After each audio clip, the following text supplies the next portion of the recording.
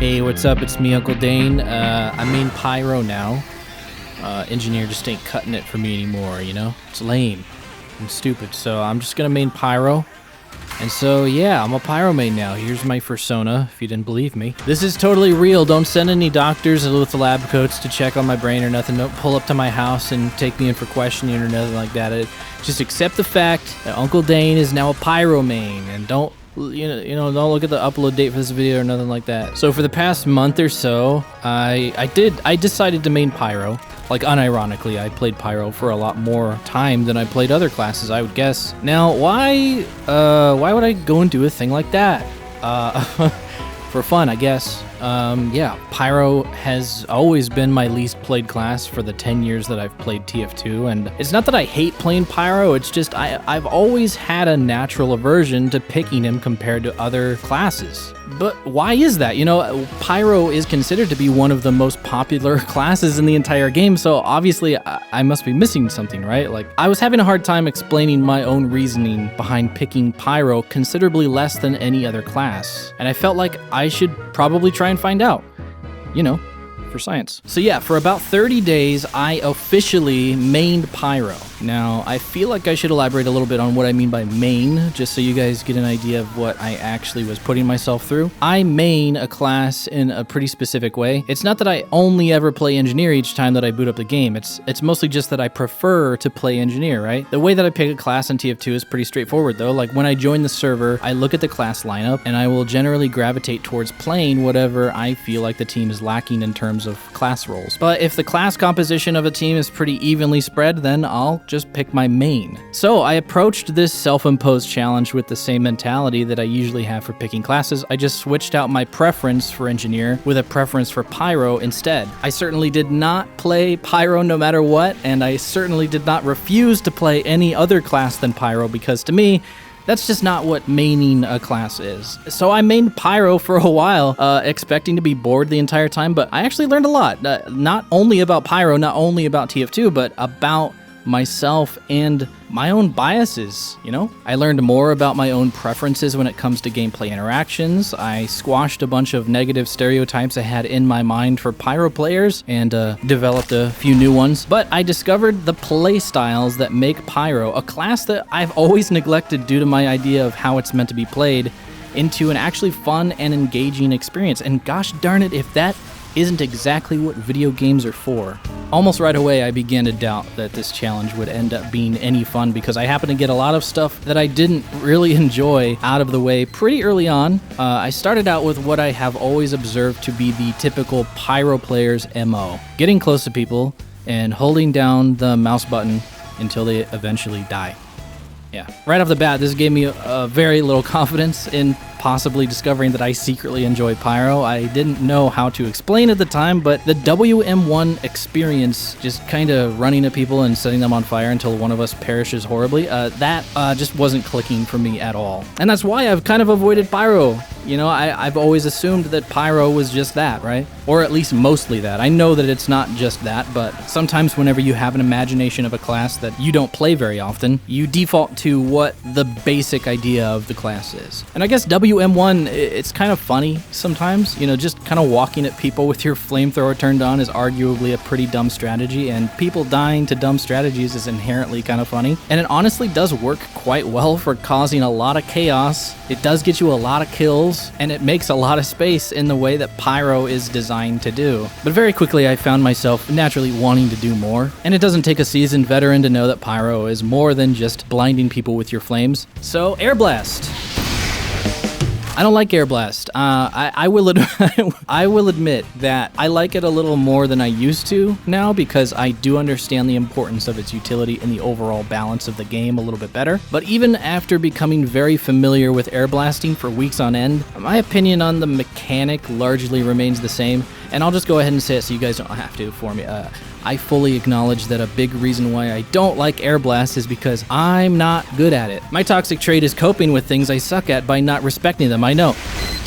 Oh my god, I'm so sorry. But honestly, looking past all of the times I've missed some of the freest reflects I've ever recorded, I can't help but also acknowledge the perfectly equal amount of times that I managed to reflect a rocket that I didn't even see manifest on screen for a single millisecond, and I get insanely rewarded for it anyway. I'm not gonna go all in and say that air blasting does not take a certain amount of skill and timing to get right more often than not, because I'm not saying that, but I will go ahead and point out that even in the hands of someone who is definitely not skilled at reflecting, me, I can still hit some pretty nutty reflects by simply pressing mouse 2 every once in a while with absolutely no rhyme or reason to it. My strategy has always kind of remained the same. When I see an explosive class appear on my screen, I press mouse 2, and about 50% of the time, I get insanely rewarded for it. I don't know about you guys, but that feels a little bit less like skill and a little bit more like sheer dumb luck, and I don't really like that. I did try actually timing my air blasts, but most of the time soldiers see what I'm doing and refuse to attack me. You know, awesome. This is a fun interaction. I guess it is better not to fight than to roll the dice on taking a shitload of damage.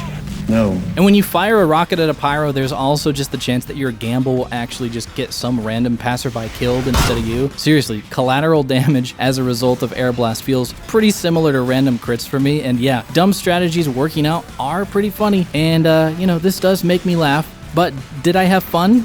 Not really. And this is the main thing that I've learned about myself from this whole experience. The way that I personally have fun in TF2 is less tied to getting frags and more so tied to how I get frags. Like, dopamine is released when I do things like this.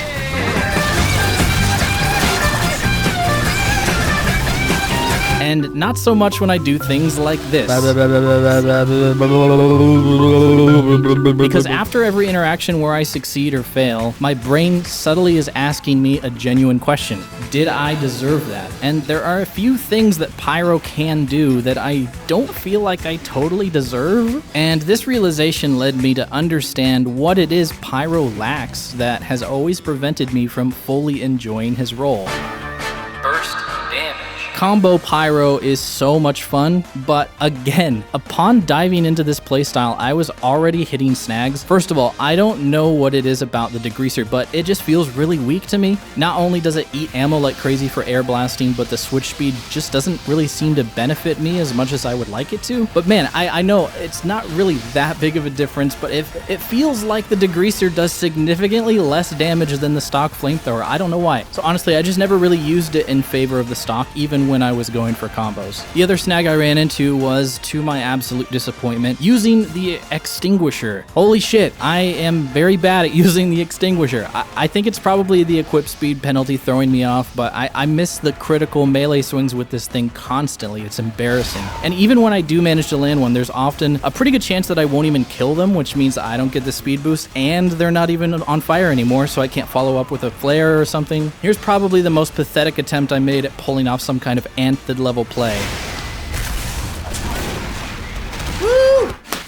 Sweater fan! Congrats, man. I suck. There are a handful of awesome moments that I've had with the extinguisher, and chasing that dragon is pretty much the only thing that keeps me from unequipping it forever. That and the fact that it's an investment that is definitely bound to pay off when Valve buffs it in Jungle Inferno. But beyond a few clutch moments where I managed to avoid fumbling the execution, the burst damage element is what I'm looking for. And that leads me into what I would consider to be one of the greatest discoveries that I've made. The flare gun is hands down one of my favorite weapons, not just for Pyro, but in the entire game. Look, I love a good shotgun. You know me, I'm all about those meat shots and everything, but if the engineer could use the flare gun, I would never unequip it. Because no joke, this thing is so much fun to use, and I don't even understand how I could have ever not realized this. I have 10,000 hours in the game, and I just recently discovered how fun the flare gun is. It's such a straightforward and simple gimmick. If you hit someone who is on fire with a flare, they eat 90 damage, and if that doesn't kill them, the full length afterburn will. It sounds overpowered as shit, but the flare gun actually takes a lot of getting used to in order to use effectively. Dare I say it takes skill? Oh, amazing. There are a couple of other side grades to the flare gun that have their uses, but but both of them sacrifice the sheer amount of burst damage that you can do to someone by simply hitting them with a flare twice in a row, because light classes pretty much die instantly if you can double tap them with a flare, and I've gotten pretty decent at doing this at medium ranges. But there are many instances where you can just burst down a healthier class pretty effectively with just the flare gun, and it's extremely satisfying. I feel like before I tried maining Pyro, I was pretty much open to using whatever secondary seemed fun to me at the time, mostly sticking with a shotgun or panic attack because I already was pretty familiar with using them. But now, even though I'm not a permanent Pyro main, I am definitely a permanent flare gun main because this shit is straight up addictive, man. Now, before we move on, I kind of want to take a moment to address the elephant in the room real fast. I am an engineer main. I'll always be an engineer main. This video's title is officially an April Fool's prank. Gotcha. You know, despite the experiment being 100% real. So I realize that people might assume that the natural transition from engineer to pyro would mean that I'm going to equip the homewrecker and become the greatest pybro alive, right? No. Just no. Babysitting players, especially engineers, is boring. It's really boring. Maybe some people like it, and hey, as an engineer player, I always appreciate when my buildings get unsapped for me, or when my teammates spy check, but being on the other end of it, it's not my thing. First of all, because it's boring, yeah. Second of all, because engineers don't really need to be babysit full-time by any player. Take it from me, I would much rather my team's pyro go to the front line and kill the soldiers and demomen before they ever reach my nest, than have them hanging around and accidentally picking up ammo kits and killing spies that I could have just killed myself. And I'm not saying that it's not appreciated. I'm just saying that you could be doing more for me and the entire team and probably having more fun doing it. The homewrecker though, I figured I'd give it a genuine shot as a utility equip just to see if I could manage to work it into my more aggressive playstyle naturally. And what do you know, sometimes I got to unsap some buildings from time to time, but other than that, I don't know. It's no surprise to anybody who's played TF2 that the power jack is infinitely superior to every other pyro melee when it comes to utility, and honestly, destroying buildings with the homewrecker feels a little pointless when you can just burn them down just as easily. I tried to make the homewrecker work to represent my engineering roots, but insta-killing the dispenser isn't all that satisfying to begin with. It's nice to have a loadout with the homewrecker on hand just in case you see a sap teleporter at spawn, but as a full-time melee utility, I was sad to discover that it's pretty much useless, especially when compared to the power jack or even the extinguisher. But you might have caught on by now, after watching these clips and hearing about my affection for burst damage in general, that my character arc of coming around on pyro wasn't due to extinguisher combos or long-range flare gun crits. My one true love is the Dragon's Fury. This baby has it all, man. This is exactly the kind of pyro I like to play. The burst damage, first of all, is just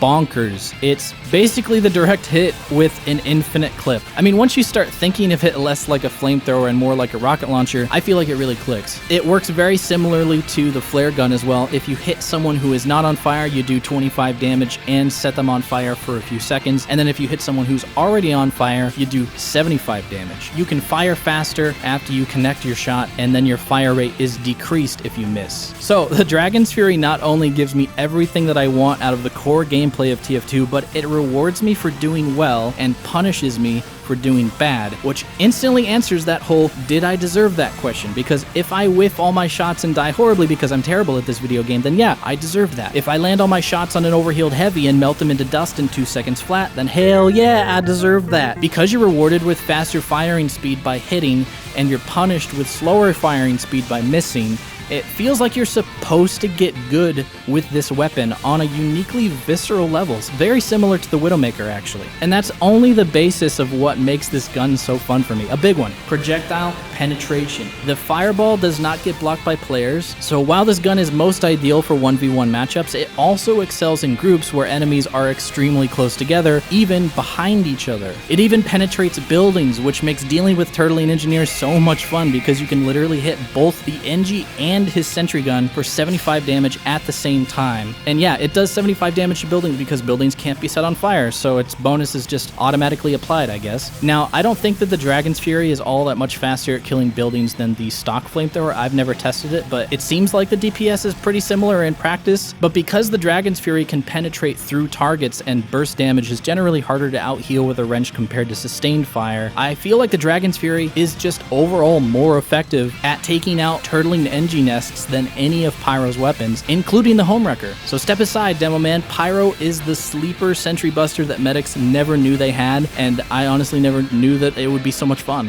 And did I mention the range on this thing? I mean, like, it almost kind of seems like it's unintended how far away you can hit people with this thing, right? I can easily stay outside of any other flamethrower's effective range while dishing out full damage. Seriously, who needs the shotgun for Pyro mirror matches when you can just blast them with a fireball from 20 meters away? I fucking love this thing, and I can confidently say that if the Dragon's Fury didn't exist, I probably would just be going for simple flare punches and call it a day with Pyro. That's not to say that it doesn't have its downsides, mainly in that the fire rate cooldown is activated ×2 on air blast, because I guess it considers it a miss. I would be okay with this stat if successfully air blasting, whether you hit a reflect or extinguish someone, counted as a hit and at least prevented the fire rate cooldown. But no, if you air blast with the Dragon's Fury, you straight up disable your weapon for like 2 seconds, making it kind of risky to air blast someone in the middle of a fight. Now, conceptually, I like this idea because it significantly cuts down on the air blast spam that makes air blast an unfun mechanic for me, but it doesn't follow that same risk-reward line of thinking that shooting the fireball does, and that kind of confuses me. Like, shouldn't I be able to use my weapon again if I successfully air blast something?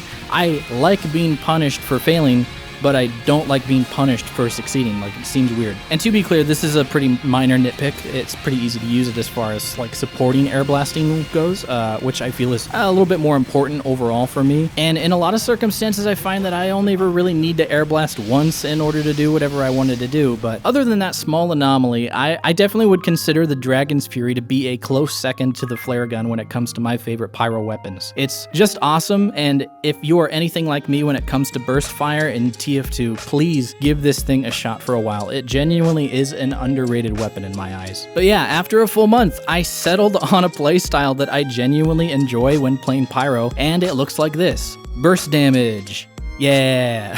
At longer ranges, I use the flare gun to go for double flares and secure some sweet crit kills. And at close range, I blast them with fireballs until they fall over. If they try and run away, I go for a flare. If they don't see me before I approach, I hit them with a flare first so I can start doing triple damage with the Dragon's Fury right away. And sometimes for fun, I go for the clutch flare combo before the 3-second afterburn runs out for the Dragon's Fury. And the Power Jack is my go-to melee unless my team doesn't have a medic or my medic never heals me. But honestly, I pretty often forget to switch to the Rake when it would have come in handy. The Power Jack is just overall amazing though. This loadout was only ever truly bad in a few very specific circumstances, mainly when dealing with swimmers. Without a shotgun, water is definitely my main weakness, and this fucking stupid sniper thing that just disables my class entirely, that's gotta go. Turn that off, get that out of the game, delete it. The Dragon's Fury is also not super ideal for spy checking due to how quickly the afterburn expires on cloak spies, but honestly, I don't know, I don't really care that much. You know, spies, I'll let you get away. Go and stab that sniper with the Darwin's on.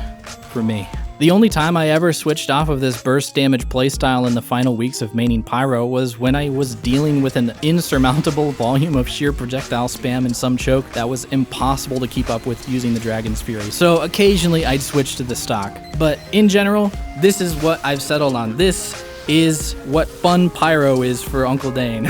But yeah, maining Pyro for a month was seriously a lot more fun, interesting, and eye-opening for me than I expected it to be. I went into the challenge without even expecting to make a video about it because I figured nothing worthwhile would even happen besides just confirming that I don't really like Pyro all that much. But I was pleasantly surprised. I still greatly prefer playing Engineer personally, but I can now officially say that I actually like playing Pyro now. I'm sorry if I disappointed you in this video by not talking about every Pyro playstyle or weapon. You can just go ahead and assume that if I didn't talk about a certain unlock, it's because I barely use it and I don't have really anything to say about it, or it falls under the category of I don't deserve this. I'm looking at you, Scorch Shot. But if there's a takeaway you can get from watching this though, it's that you should give your least played class another chance, you know? Try and play it in a way that you think you would enjoy instead of falling into that trap of just running through the motions of what you think is expected of you when you're playing it. That's the line of thinking that I had when I started playing Engineer, and lo and behold, he's my favorite class now because of it. So